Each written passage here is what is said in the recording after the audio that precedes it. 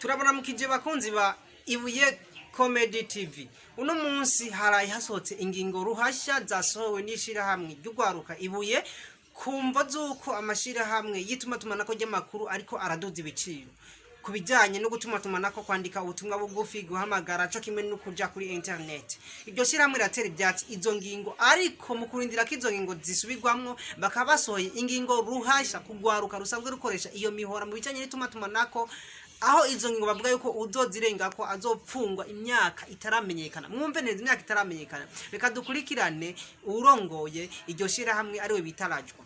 Twisunze agasuzuguro kariko karerekanwa n'amashirahamwe ajejwe gutumatumanako amakuru, turabona yuko bari kudufata nabi twebwe abantu dukoresha iyo mihora yabo.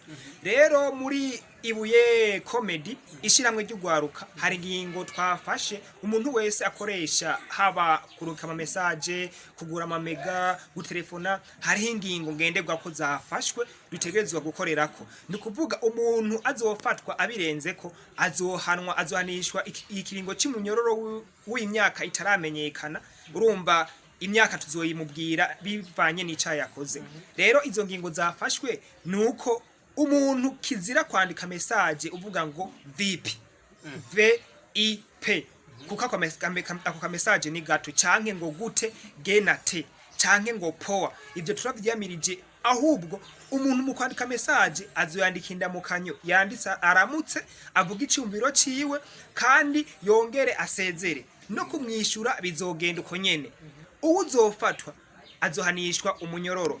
Ikindi naco ni kuvuga yuko umuhungu azofatwa arungikiye message umukobwa, turasubiyemwo umuhungu azofatwa arungikiye message ngo araguze message aziguriye uwundi mukobwa nawe nyene nuguhanwa. Ni kuvuga ubu ingingo zafashwe nuko umuntu wese agiye kwimenya atavye kuvuga ngo sheri ngo nukira ngo message ngo canke iki. Oya, ibyo turavyamirije muri ibishiramwe ry'ugwaruka Ibuye.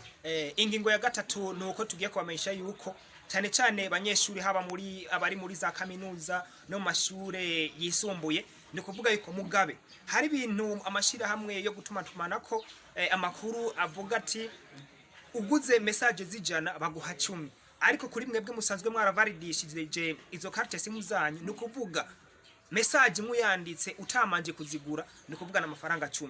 Ni kuvuga wihenze ukagura message zijana 10, ni kuvuga umunsi uheze barazitwara.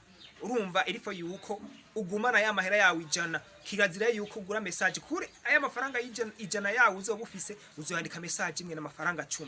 Rero turabakebuye umuntu yavalidishije carte simu tukazomba ngo yaguze message zijana, ni kuvuga yuko ibihano bizabaye muguye ko nugufungwa.